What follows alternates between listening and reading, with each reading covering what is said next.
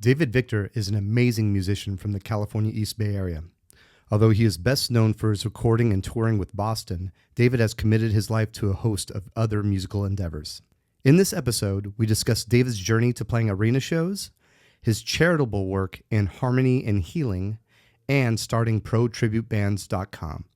Enjoy.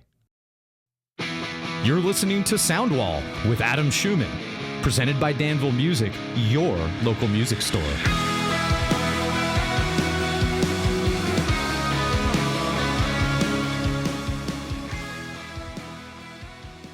Being David Victor Yeah, wow. of the Boston fame. Oh, Boston fame. Boston no, fame. I was huge in Walnut Creek before that. We're going to talk about the humbling beginnings into playing for one of the biggest rock bands of all time. Certainly when I was growing up, that was the case. In fact, you couldn't do a stadium show. You couldn't claim to playing a Coliseum unless Boston was headlining. And that was just the way it was for a while. Like, of course, Boston has to headline, and then everybody else, the Journeys, the Foreigners, blah, blah, blah. Yeah. I mean, even just going for being an opener for a bigger band, I was pinching myself. So let's talk about your trajectory to that point. Because you do lots of other things. You're an SEO specialist. Ooh, you do that's exciting, You do this amazing nonprofit called Harmony and Healing. Yes. And I'd like you to talk about that a little bit later. Absolutely. And, of course, Pro Tributes Bands. ProTributeBands.com. Oh, yeah. You have only the highest quality tribute bands on that. Yes, only the finest tribute bands make the cut, baby. So before all this, tell me about when did you first fall in love with music? Really as a consumer, which maybe most of us find it that way, but the Spinners. I loved the Spinners, and I loved like all the sort of 1973 through 1974 and a half, just that whatever was playing on the AM radio. So I came to this from a very poppy kind of side, and I just love the sound. I love melody. I love great lyrics. I was an amoeba, so I didn't know too much. In fact, I got a lot of the lyrics wrong as I'd sing along. But I couldn't sing. I couldn't play. I really was just complete clay in the master's hands, and decided at age 16, actually pretty late, to pick up the guitar and do something artistic. So that was kind of the launch point when I really said, well, maybe I could do something. And it's really a magical thing, I think, going from being a civilian to being able to say, I do this, I play guitar, and you're doing something that other people look at as maybe, who don't do this thing, whatever it is, as kind of magical, like this skill. I mean, there's plenty of people that I look at and I go, I don't know how they can play piano. I mean, it's kind of also music, but it's a completely different brain center. And being able to pick up a guitar and just play it without thinking, I mean, it is magical, and I look at it and I, try to say this as humbly as possible because I'm not even doing it really anymore. It's just automation. When I get up there and it's like I could be typing, I could be playing guitar, and that doesn't sound like a very exciting concert, but it's that automatic. Like I just can perform basically. Okay. And that certainly wasn't the way when I started. What was your first guitar? Well, it was a horrible SG copy called a K. Do you guys ever heard of that? Yep. Yeah, horrible. The strings were about 17 feet off the fretboard, and it hurt like hell to play it. And I don't even know why I stuck with it. It was so gnarly, but I think it just looked so cool, and it had that cool lacquer smell, So get high while you're playing? Yeah. Anything that was new, that was just taken out of a box. I mean, I don't think people give that enough credit. Anything that's plastic or just exudes fumes when you open it, like a new pedal, just like, oh, wow. It's just, there's something that just excites my brain. And so anything that was new at that point, because up until then, we pretty much just shopped at the Goodwill. And just would find used stuff, and so like something new. So it was exciting, and I guess that got me through that horrible action phase of playing guitar. And then I convinced my mom to buy me a Gibson Les Paul Custom Ooh. from Mao's Music Explosion on Nice. Monument Boulevard in Concord. Which turned into Spitzer's. Right. I got my first PV 5150 amplifier they from were Spitzer's Music. Big on PV. I remember that. Yeah, in Sure. fact, they used to have and you probably know this, they had a kind of performance room with all the Marshalls on the round, and 38 Special came in there in, I don't know, 1980 or something when I worked there. And we all stood in there. It was jam-packed at maybe 36 people or something. And they were playing through the Marshalls. And, I mean, my head disconnected from my spine. I mean, it was so loud. Could not believe it. In fact, we have to hit on this tinnitus subject later. It's very dangerous, kids. Don't do this at home. So a 38 Special can be dangerous in a couple of ways. Very, very much so, yes.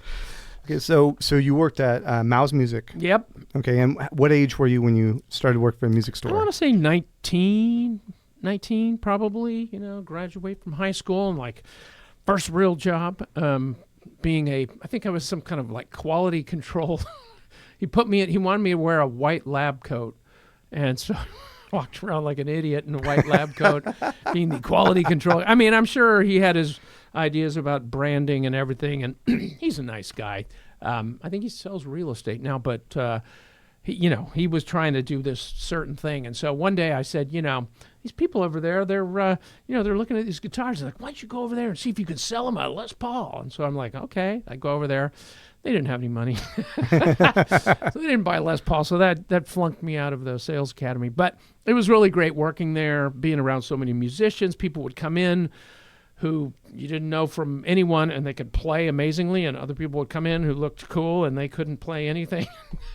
So you kind of got exposed to a lot of stuff. And then, of course, there was a ton of bands around here, even though I shouldn't say no one, but I can't think of anybody from Contra Costa County that ever, like a band. Was there one? Maybe I just am out of it.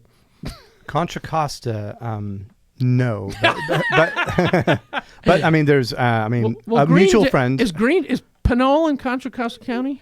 It is. Okay. Pinole's all right. in it. Yeah. So that would be that's actually a pretty big feather in the cap for Contra Costa. That is true. But yeah, But Pinole, El Sobrani, and like all that. That's more like the Bay Area.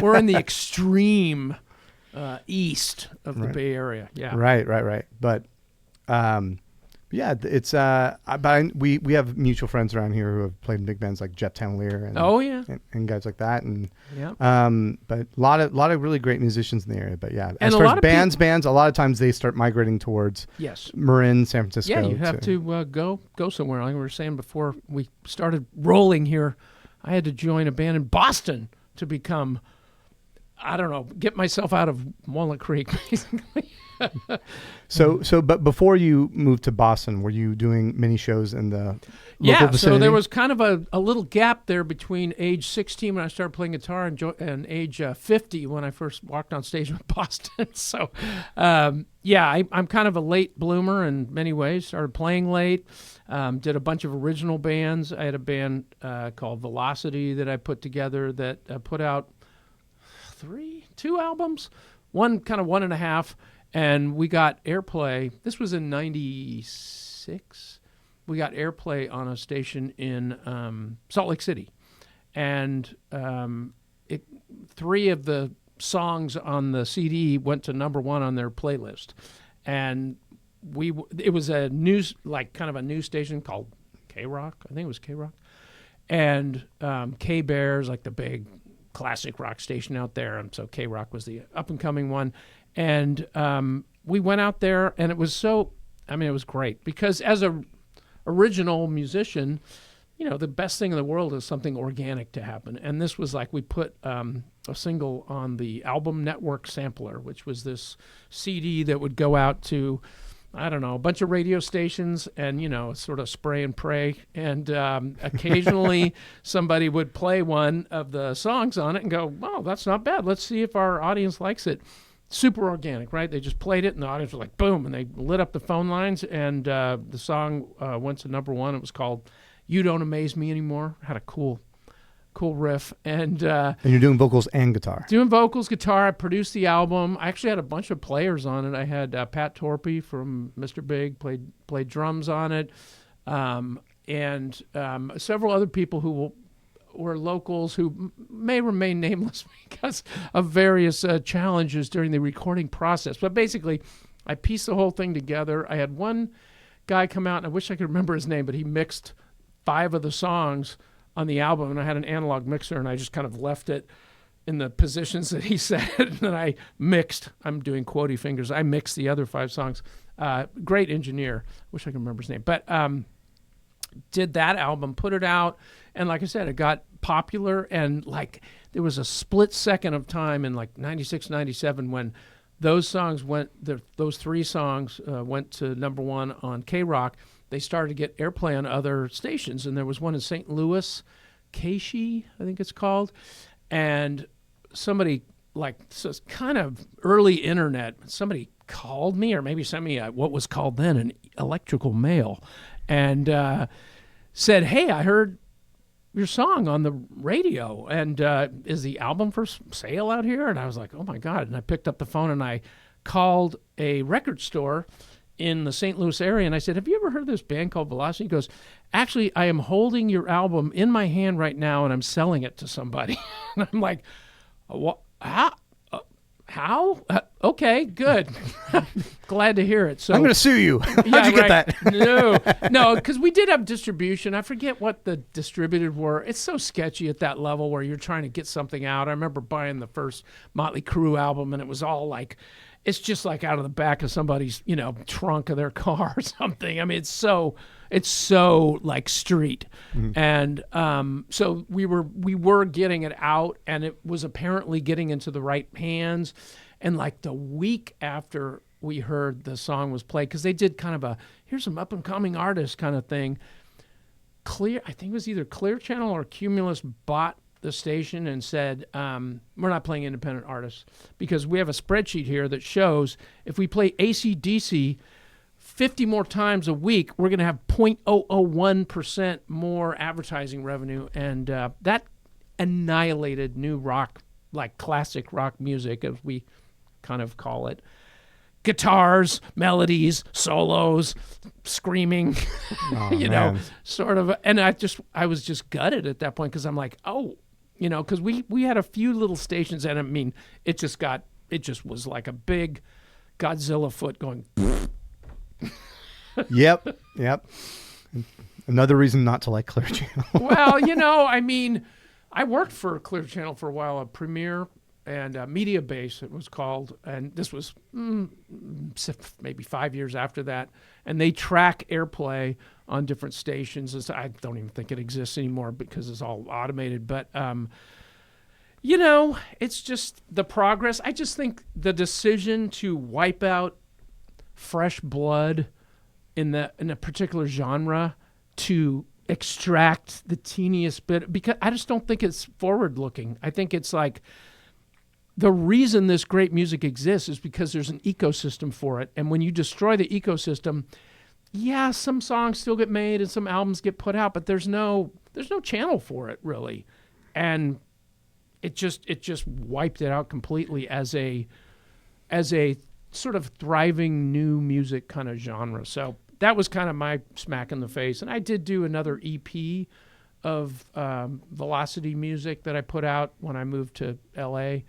And, it's stiff. Nobody was buying it. It was like early 2001 and had some cool tunes on it. But I don't know. Can you play tunes on this podcast? Not really. No. Yeah. Sorry. Clear Channel took that right away from us. Adam can edit them in. Okay. That's why we're not going live. There's some good stuff. But it's funny because it's like with like tribute bands and cover music and stuff, people think, well, this guy was never original artist. It was like, no, I had a whole like lifespan of doing only original stuff until it was like, it became clear to me that like if I wanted to play live, which was that was the thing we all wanted to finally get to, I had to do basically other people's music. And that was sort of the beginning of the cover era, the tribute era. Well, I know that there are definitely circles of musicians who will kind of look down on cover bands, but my answer to that is always the Beatles were a cover band. Yeah. The Who was Yeah. maximum R&B. They were covering R&B songs. Yep. Led Zeppelin was a cover band. Yeah, Van Halen. Eddie Van Halen. Yeah. I mean, so it's where you get your start.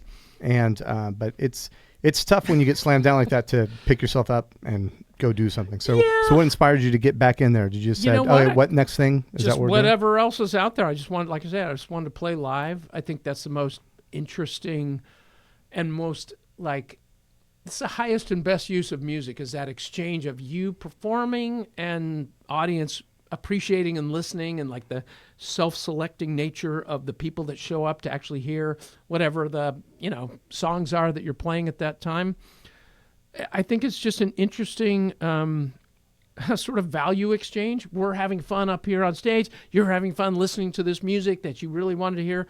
And so, I mean, that's what kind of put me into the tribute band realm, because I joined a Boston tribute band actually in, it was 2006 or 7. And I was looking on, it might have been Craigslist or something, or Music Exchange. I don't know. There was some magazine, Music Connection, down in L.A. Do you remember that one? I remember hearing the name. Yeah. And they were advertising and looking for somebody who could sing Boston songs. I'm like, well, as you can tell from my speaking voice, I have a high voice and I could kind of hit those notes. So I thought, well, let's give it a try. And these guys were in the Valley where I was. I lived in Sherman Oaks at the time. And we got together, sang the songs. It was like, all right, let's go. And we started going out and playing. And I realized, we had some good gigs. We had some outdoor sort of festival gigs. We played in casinos and things like that. And there were people there who appreciated what we were doing. And it just kind of connected in me that, like, this is the route. Like, if you want to play consistently live, and I mean, I did. And the times that I played with my original band when we were in Salt Lake City, it was great.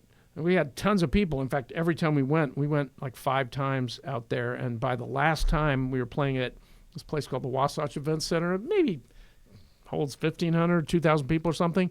And I mean, we were upstairs in the green room. We could hear people chanting Velocity. Ba, la, sa. It's kind of a long one. But they were doing it. And so it was like, okay, this is, we had this organic, push. You were good. You were good. I don't think so.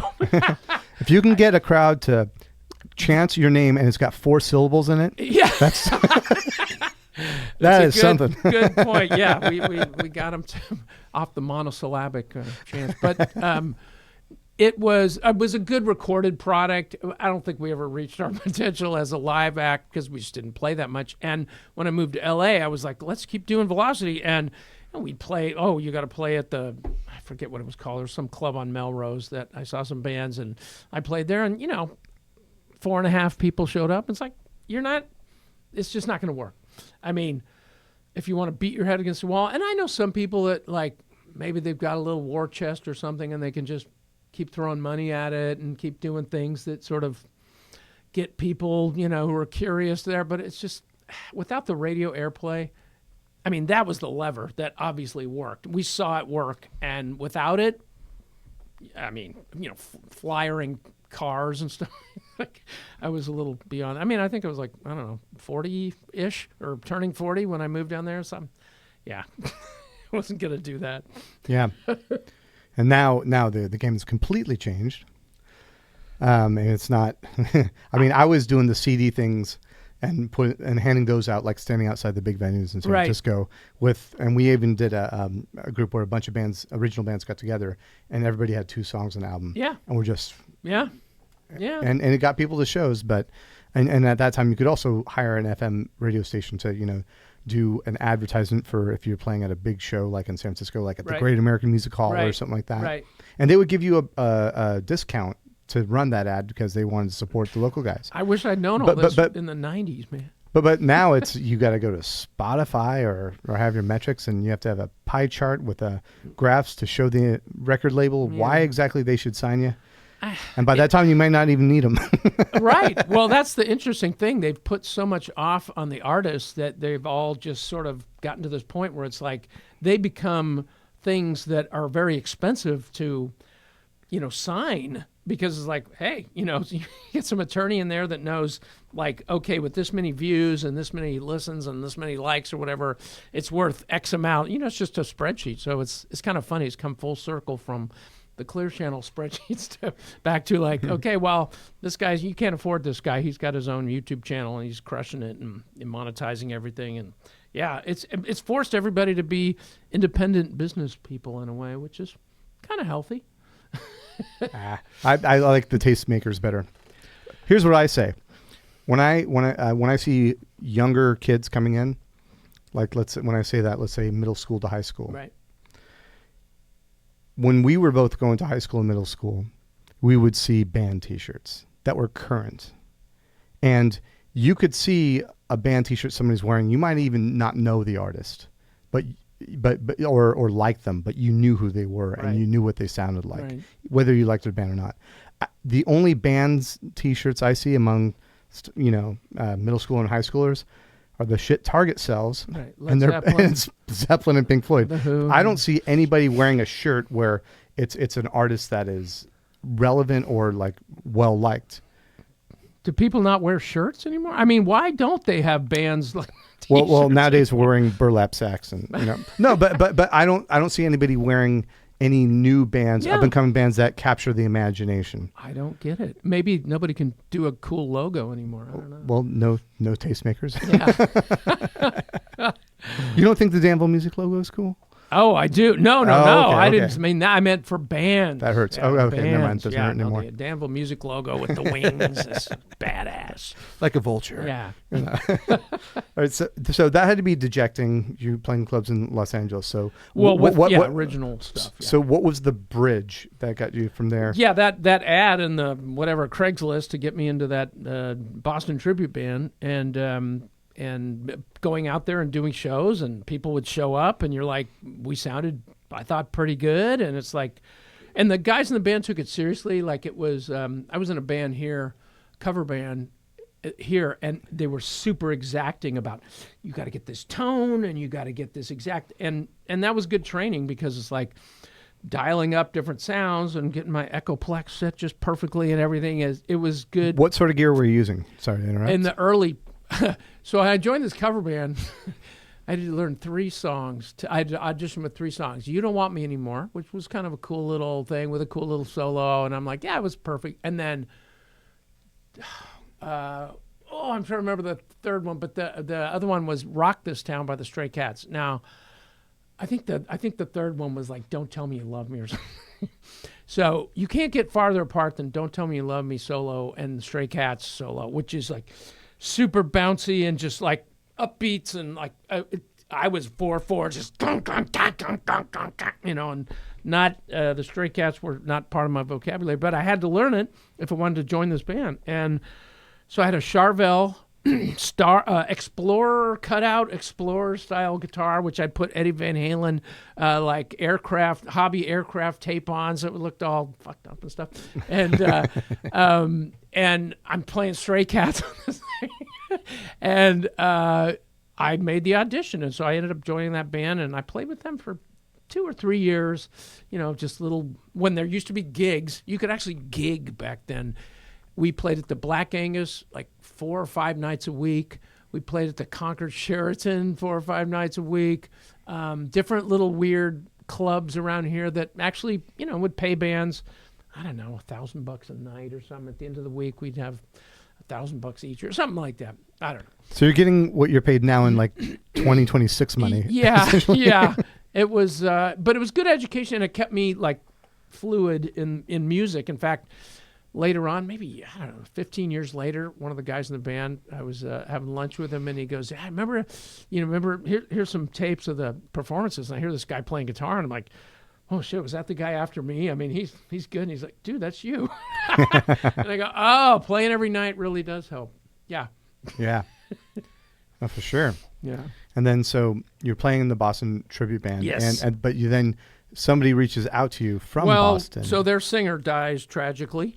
And I remember hearing that piece of news. We were in a Bed Bath & Beyond in Encino. And I remember hearing that piece of news and just kind of a lightning bolt going through my soul. Like, that could mean something. Okay, we're going to work your story a little bit. Yeah. You were at the Rainbow Room on Sunset when you heard this. Oh, I'm sorry. Yeah. Not Bed Bath & Beyond in Encino. It's not a rock and roll thing. No, we're in the Valley, man. That's where the musicians live. And, you know, I think I was married at the time. Yeah, I was married at the time, so we're at Bed Bath & Beyond. I know. I don't have to. Well, I have some fun stories about the other side of the hill, too. But nice thing about Sherman Oaks, you can have kind of a normal life and work and then jump over the hill at night against traffic, so you're not sitting in traffic all day, and go to all the clubs and see all the cool bands, and then jump back over the hill. It's like a 15-minute drive. It's nothing. It's really a good, like, I would advise that for, because all the musicians are poor and they live in the 818 on the Valley side. So that was my existence. But yeah, so hearing about this tragedy, and there's something moved in my soul, and I was like, I had nothing happen for 2 years. And I get a call. We were driving up the coast from L.A. to go to a family reunion, actually. I get a call, and the guy says, hey, I am the manager of Boston, and they're recording their new album, and the band leader would like to know if you'd like to sing a song on it. And I'm like, yeah, sure.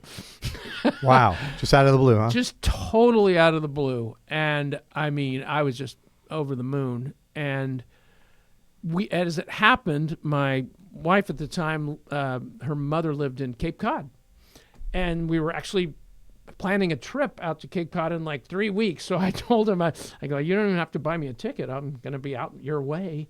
So, long story short, we went out there.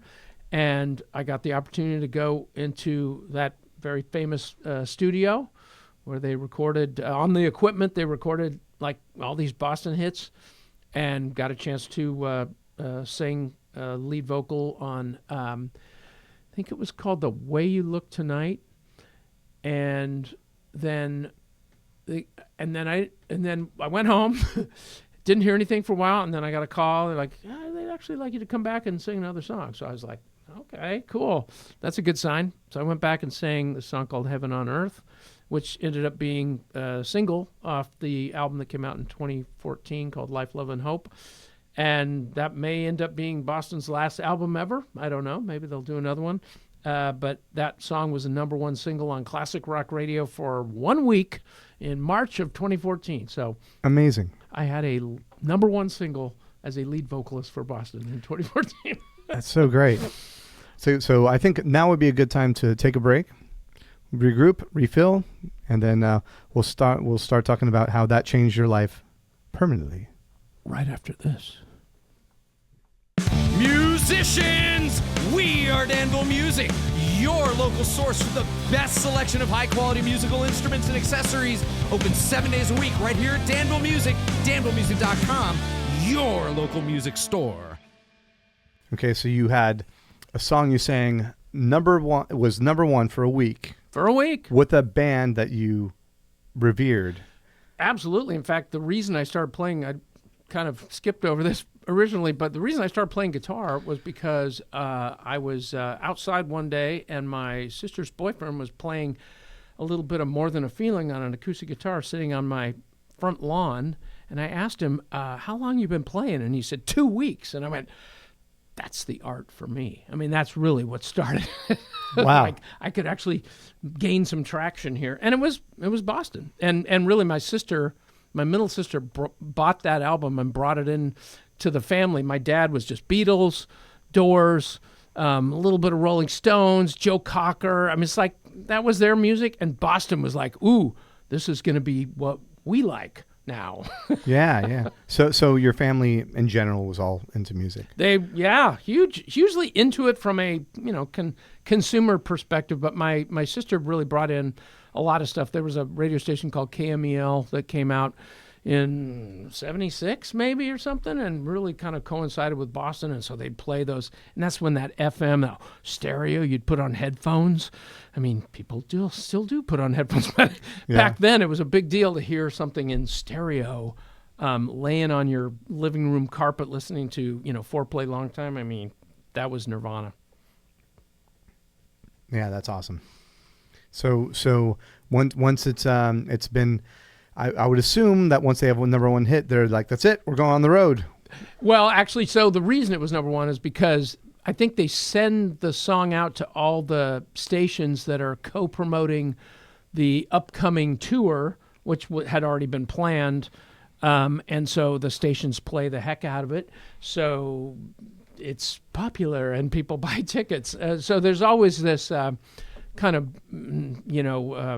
one back scratching another, whatever the term is, so that things actually happen. The thing is, with a legacy brand like Boston, I mean, you just say Boston's going to play here and, 2,000 people are going to show up no matter what. And sometimes, a lot more than that. We played, well, I'm getting ahead of myself, but we played some shows with up to like 20,000 people. And, there's still a ton of classic rock fans. I mean, I was just at a party the other night, and the guy was telling me, man, at the 49ers games, when there's a classic rock band that comes out and plays, everybody just loses their mind. And it's still, people love that music. Yeah.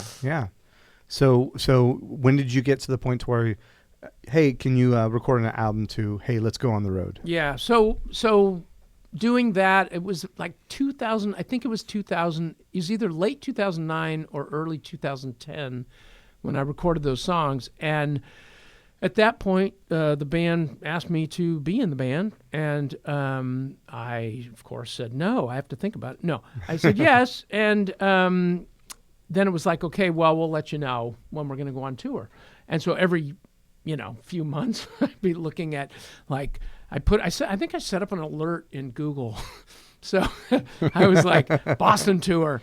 And something popped up. It was London, Ontario.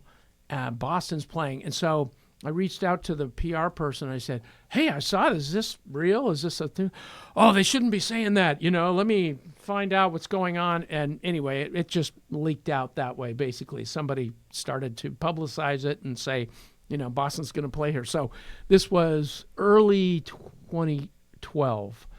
And so at that point I knew. Okay, 2 years. Yeah, 2 years of not being able to say I was in the band to anybody. I had to keep it a secret. Oh man, which was brutal. Because brutal. I was playing in tribute bands then. I had put together, actually, that's when we put together this band called Bostix, because we wanted to do. I had a drummer who sang the Dennis DeYoung stuff amazingly well, and I did the Boston stuff. So we thought Bostix, and we put the band together in 2011. And started playing, and we were playing everything in the original key, and everybody's like, well, dude, why don't you tune to E flat and or D or something to make this thing easy? And I'm like, because I need to be able to sing these songs in original key. Like, why? Who cares? And I'm like, oh, no reason. Yeah, no reason really. So we did that, and that was an amazing band. That band lasted the whole time I was in Boston. Actually, we kept playing.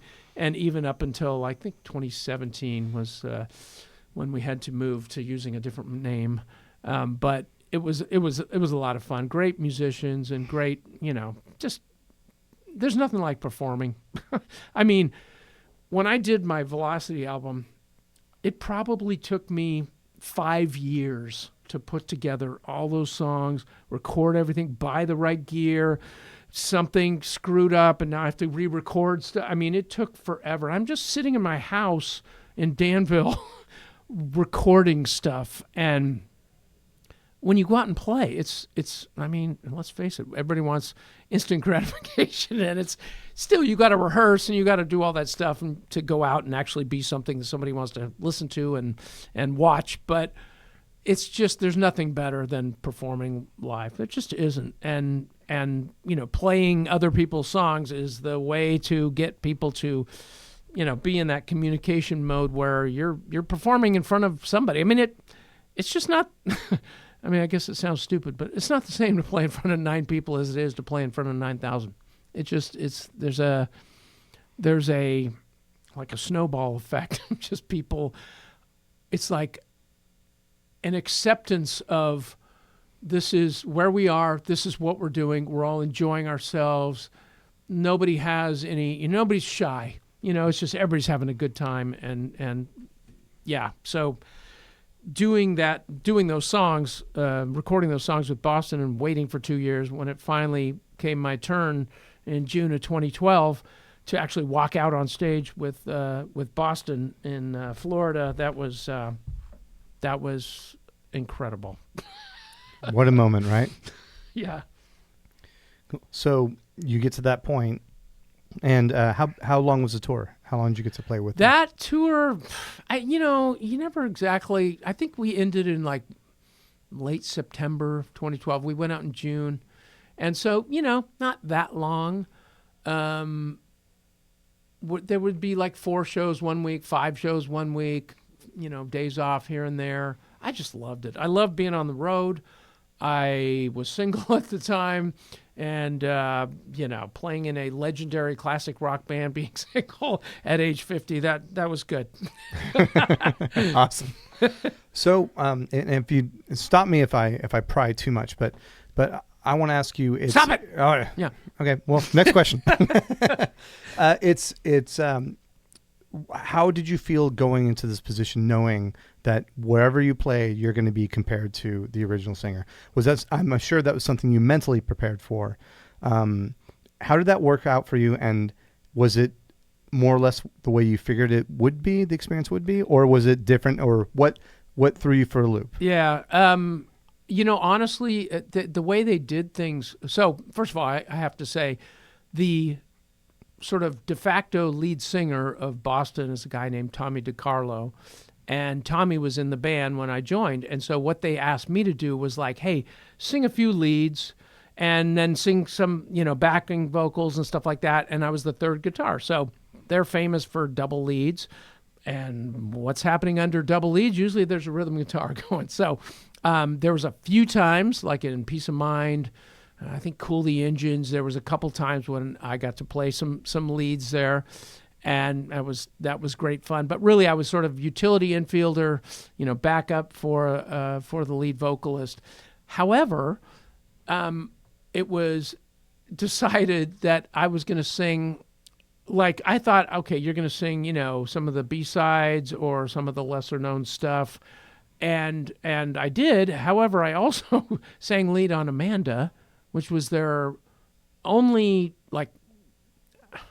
number one hit before mine. No. I mean, I guess that's technically true, but in 1986, Amanda was just a smash hit and really was the number one single that Boston had.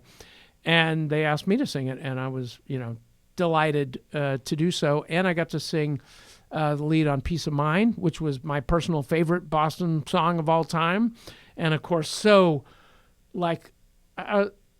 so poetic justice, I guess, such poetic justice, because the lyrics in that song, I don't know if you've ever looked at the lyrics, but it's like, this is why you're alive, is singing this song, these lyrics, the meaningfulness of everything. I mean, it just couldn't, everything, the confluence of everything that happened just couldn't have been more impactful or ludicrous. Like, there's no reason some kid from Walnut Creek who grew up listening to Boston should be all of a sudden on tour with Boston when he's 50 years old.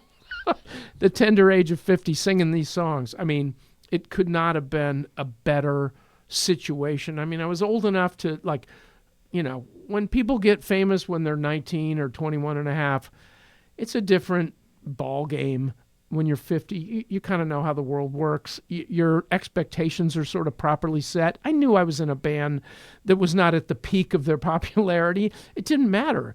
They were a legendary classic rock band that people still revered the name, and I was super honored to have been, asked to be in it. And then to get to sing these songs, and I sang, the other thing was I sang the chorus of More Than a Feeling. So as far as I was concerned, I couldn't have done better in terms of I'm just going to have you sing Amanda, Peace of Mind, and the chorus of More Than a Feeling. Yeah. All of our B-sides, yeah. Yeah, exactly. So it was an embarrassment of vocal riches, and then getting to sing, backing tracks and singing with great singers. The harmonies and the blend in that band was just amazing. A bunch of people that no one's, probably aware of in terms of, maybe on this podcast, but the drummer, Curly Smith, played on the drums on Missing You by John Waite, which was his major smash #1 single. He played on Thunder Island with Jay Ferguson, which is a yacht rock song from way back in the day that only some of us here in the studio are aware of. And then the bass player had been in Stryper, obviously Gary Peel from the Marin County area, who played with Sammy Hagar for a number of years, until the second that Sammy got pulled into Van Halen, they were opening for Boston, and so the leader of Boston asked Gary to join the band, and it just and of course Tommy, who's got a fantastic voice, doing Brad Delp, a great. Great service to the memory of Brad Delp, but with his amazing vocals and being able to, perform and sing with these guys. I mean, it's honestly, it's no different in a way than being in a really good cover band. In a way, it's it's a national act. They have a brand name, but, the caliber of talent is tier 1. And it feels like you can just relax in those environments. You don't have to, there's nobody that you have to carry.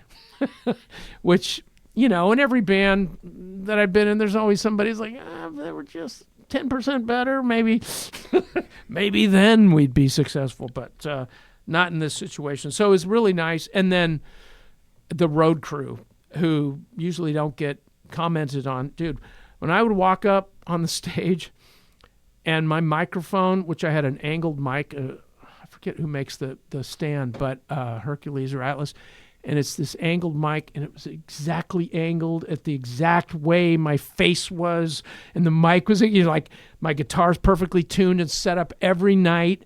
I mean, it's a dream for a guitar player to have your equipment just be perfectly tuned, and you just have to perform. It's like falling off a log.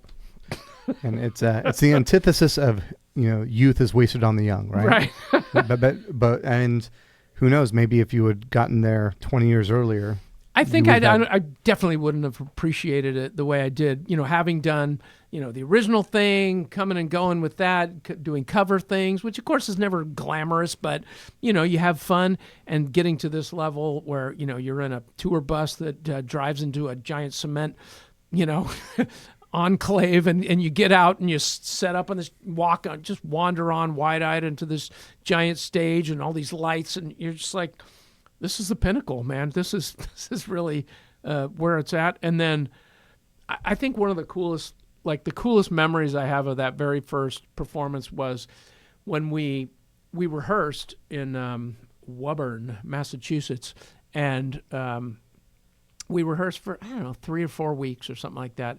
And then before the first show, the band goes into the arena, and it was the Hollywood Hard Rock, the Hard Rock Hotel in Hollywood, Florida. And you go in there, and everything's set up, like the whole production set up, the lights, everything, and you're playing. You do the whole show. It's sort of like, I don't know, think about like the 49ers, just like all the game prep you do. You're doing exactly what you're going to do. And then come show day, the only difference is there's a bunch of people standing there. Yeah, and 90% of your band is not injured. Yeah.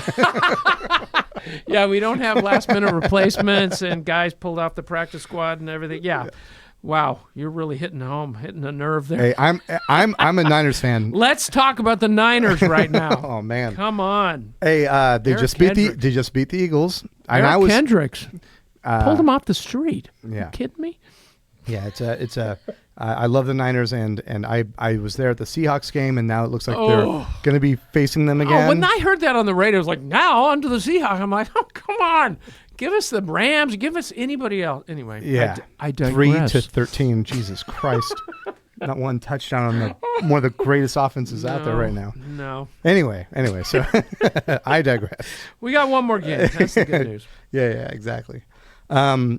By the way, the last band I was in, the singer's from Philly, and he was livid after the game. I can imagine. I'd be livid too. I Yeah. mean, you bring in a bunch of replacement players off the street and stuff, and you beat the Super Bowl champions in their home stadium. Yeah. And the Eagles, known as being the nicest fans in the NFL. Sure. Shout out to Eagles fans because Yes. I would be really angry if I was you. yeah. Yeah. Well, don't worry. We'll be really angry next week. Sorry.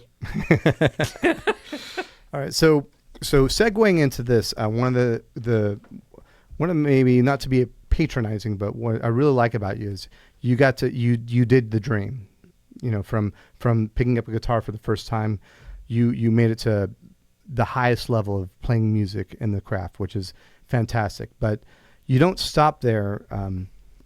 You decide now to move into more philanthropic endeavors, and I want you to tell everybody about Harmony and Healing. Yes. So Harmony and Healing, kind of the idea sprung up when I was in Boston.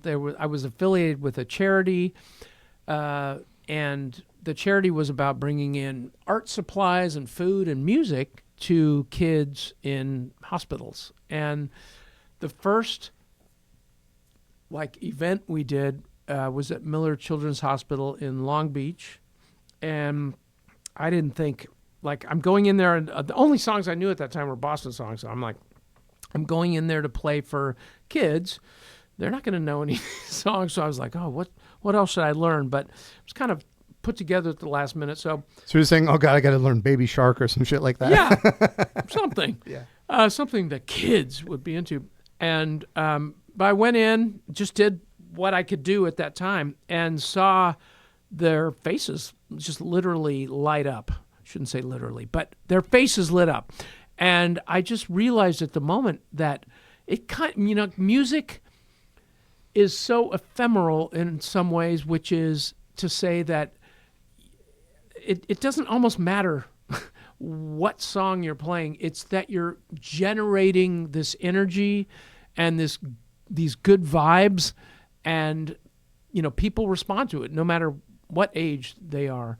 And doing that, going in there and playing, Boston songs for kids, there was the doctors liked it and the nurses liked it, but I didn't think the kids would like it, but they really did. And even some of the kids who were not able to come into the common area where we were, doing our little charity event, their mothers and fathers would come in and say, hey, could you come to my kid's room and just, jam with him or her, and go in there and just meeting these kids, and maybe one of them had a keyboard and we're playing keyboards and stuff.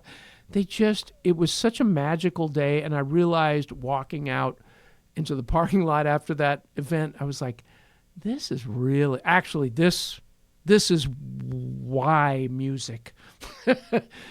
And, playing with Boston, I mean, I tell this story sometimes, but I think it's illustrative in the sense that we would go into a casino and we'd come out, and the first two rows would be there'd be one person in it, and then every other row is filled up. Why? Because they give the tickets away to the high rollers. Do the high rollers show up? Nah, they're busy. And playing at that level, it's the tippy top of Maslow's hierarchy of needs. It's not food. It's not shelter. It's like we're having the greatest time of our lives, and we're seeing Boston, and we're having we're listening to these songs, and it makes me feel young again. And that's one kind of special moment. But when it's for people in these, health situations where, I mean, they could literally perish the next day. And we've experienced that in the sense that, we do music for people in these trying healthcare conditions, some in hospice, some at the VA hospital, from children to, seniors. And these are some of the last moments of their lives sometimes. And Harmony and Healing, that is the essence of the charity. I'm sorry, I'm probably jumping around here too much, but the charity that I put together in 2019, it's sort of a sprung up from that experience that I had at the Miller Children's Hospital, where it's like, let's do music, let's be live, let's bring in professional musicians, so we can be sure that the experience that the patients are having is super high quality, where they would never expect somebody to roll in there and be like amazing. And so that's when I started Harmony and Healing in 2019, and we've just been doing Zoom, and we do in-person musical visits for patients in, like I say, from children's hospice, which I didn't even know there was such a thing when I started doing Harmony and Healing, to VA hospitals, memory care, rehab, just anywhere where there's health challenges.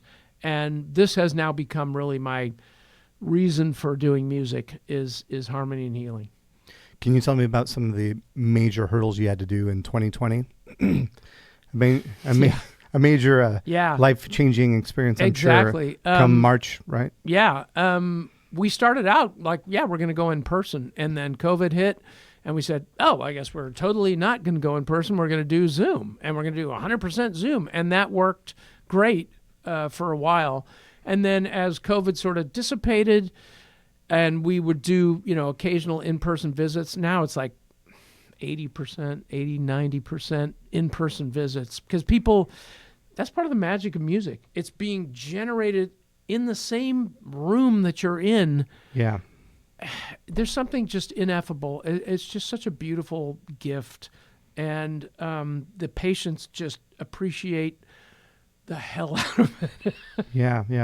And I guess one of the silver linings on a rain cloud would be that anybody who's immunocompromised, the pandemic did allow for technologies to make the experience at least a little bit better, right? Yeah, in fact, we've had some super heartfelt and meaningful and, tearful Zoom visits. You think, well, Zoom is only tearful when you have to use it and your audio's cutting out. But it actually, we've had some really moving, meaningful musical visits with, patients in facilities, patients at home. And this is, the essence of what we do. We want to bring some light and joy and, those memories that people have of this great music, thinking back to when they're, driving around in their Camaro in 19.5 and they got their 8-track on of, the Eagles or whatever, we're doing all this music. So we bring in professional musicians. We've got people all over the world, actually. For example, we got an electric cellist that comes to us from Italy, and he plays music on Zoom for people in these situations. And of course, we got a bunch of musicians in the Bay Area that physically go to these places, and we're growing, expanding, and the mission is, it's apolitical. So there's no, everybody's loves music. Yeah. And I think that's one of the magic things about it is it's not controversial. People love music. People love to remember their, cherished memories of their lives. And we're, providing that soundtrack for them in real time and often in person.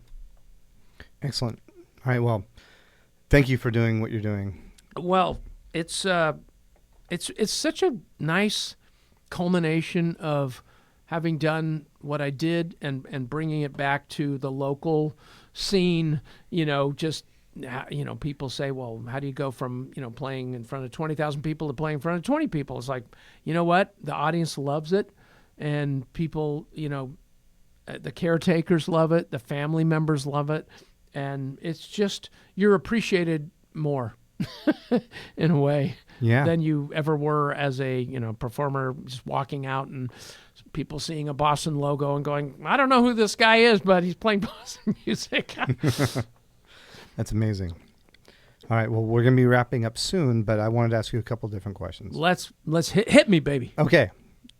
I know you're a gear guy, and I read somewhere that you broke into your uncle's shortwave radio, Yeah, tinker and stuff like that. Well, not so much broke in, but he would give me stuff. So he was like some kind of spook radar operator, working for the Secret Service in World War II, and he had all this cool gear at his house up there in Rockland. And he would, every time we go up there for a family reunion, he would give me some gnarly smelling old vacuum tube thing, and I'd bring it home, plug it in, and listen to somebody in London talk, and I was just totally fascinated. And I loved electronics, and I actually ended up building at one point a circuit board that was a fuzz box that I could stick in my Les Paul, and it actually worked. Oh, cool. I burned the PCB board and everything with some god-awful acid or something.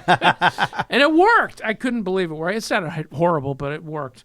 Yeah. So you like gear. So I do like gear. I have an affinity for gear. At this point, I'm old. I'm 63, and what I want now is things to be light. So when people talk about, look at this pedal board, I think, how many pedals are on that pedal board exactly? And like, oh yeah, it's separating my shoulder, but I have this tone that I like. And I think, okay, so what I ended up with for flyouts is an HX Stomp, Line 6 HX Stomp, which I know you don't stock, but it's okay. Maybe someday you'll stock something that does the exact same thing. But it's like I plug into the mains and it sounds pretty damn good, and I go, I'm done. And if they have some backline amp there, I can just take a line out and plug into the effects returner. Good enough. Go back and get some feedback and stuff, and it's all good. Like that's all the gear I need. It's lightweight. I've got my wireless. I got my Shure wireless that has been rock solid. It's metal of all things. Have you ever played with one of those? The Shure? The wireless? Yeah, the guitar wireless. Are we talking about the Accent, like the really high end stuff? Or are we talking about like? I don't know. It's the same one I used when I was in Boston. It's some Shure wire. I don't know. It's the guitar wireless. I don't even want to say a model number. Whatever they sell that's metal, which is probably not many things. Well, I know that the bigger guys are starting to use these systems that are, pretty much $2,000 plus. Yeah, this is like $469 or something, and I've never had it go out on me. It never drops the signal.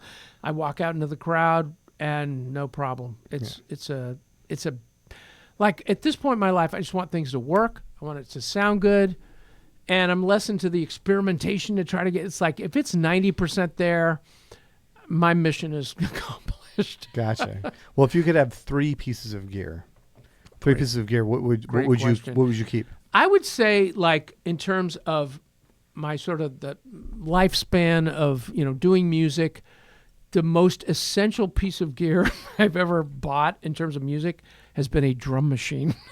Now, there was no such thing as drum machines for a while, kids. But when they came out, there was this company called Oberheim, which I'm sure doesn't exist anymore. No, they do. They do? Mm-hmm. Oh, okay. Well, really? What do they make? Synthesizers, too. Okay. So they came out with these drum machines, and now you didn't need to rent a studio and hire somebody to mic a drum set and do all this stuff. You could just write a song and play the drums. I learned how to do that, and that's such an essential piece of, like, in terms of writing songs and having them sound halfway decent. That was a big deal. And I'm going back, but the Fostex 4-track on cassette, I had a Fostex, and that was another. And, again, this is spanning the ages. Right now, everything's so electronic, everything's so micro. It's like, and, the Stomp HX, it's how I can fly out and not break my back. And I can put something in the overhead compartment that I know when I open it up on stage. Which, by the way, we carry those in the shop. You do? Yes, we do. Nice job. Yeah. Nice job. Yeah, no, I mean, the practicality and ability to make something sound good right out of the box is just super critical. Now, I did buy a Head Rush, one of those little amps, the 1,000-watt amp with two 8-inch speakers, which doesn't make sense in my brain. Like a 100-watt amp has 4 12s, but anyway. Yeah. But it sounds great, and it kind of weighs a lot. But for local gigs and stuff like that, the worst thing about the HX Stomp is you go out there, you plug it in, and the sound guy is miking the drums, and they're going to mic Tom 87, Tom 88, Tom 89, and then they go, okay, let's get the guitar. Okay, vocal mics. Okay, let's go. We got to go. And it's like, yeah, we do got to go. But you don't get a tone until they plug you in. So I bought one of those little headbrush things so I could hear myself on stage and like plug me in whenever you want. Yep. Cool. All right. Well, thank you so much for joining us. Thank you for your time. Thank you, Adam. You're It's a been a good pleasure. man. Godspeed. And this is a wonderful podcast. So keep doing it, man. We will. And thank you very much to the Hop Grenade in Concord and our friend Justin Crossley for producing and making the show happen. So, Right on. cheers, guys. Musicians, we are Danville Music, your local source for the best selection of high-quality musical instruments and accessories. Open 7 days a week right here at Danville Music, danvillemusic.com, your local music store.